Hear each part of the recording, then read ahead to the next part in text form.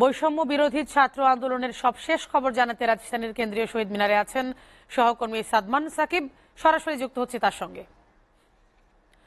সাদমান, শিক্ষার্থীদের আন্দোলন ঘিরে পরিস্থিতি এখন কেমন দেখছেন, বিস্তারিত জানাবেন।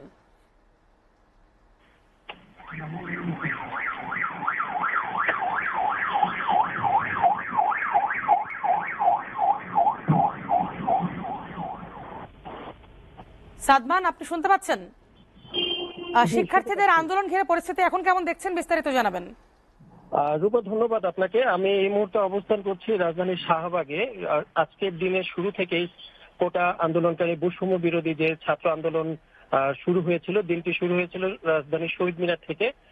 সেখান থেকে সারাদিন ওখানে হচ্ছে সরকার বিরুদ্ধে বিভিন্ন স্লোগান দিতে থাকেন তারা। পরে দিন শেষে বিকেলেও শহীদ মিনার থেকে মিছিল নিয়ে শাহবাগের মোড়ে এসে শেষ হয়। এ সময় তারা সরকারের বিরুদ্ধে বিভিন্ন স্লোগান দেয়।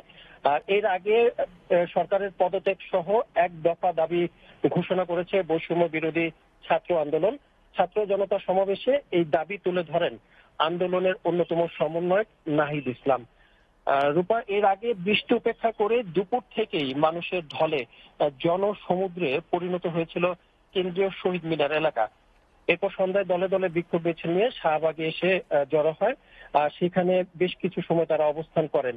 তো তারা এই মিছিলটি শাহবাগে আজ অবস্থান করবেন কিনা এই বিষয়ে তারা এখনো নিশ্চিত কিছু জানায়নি। এই মিছিলে শিক্ষার্থী সহ বিভিন্ন শ্রেণী পেশার মানুষ যোগ দিয়েছেন। জি সাদমান, আপনাকে ধন্যবাদ।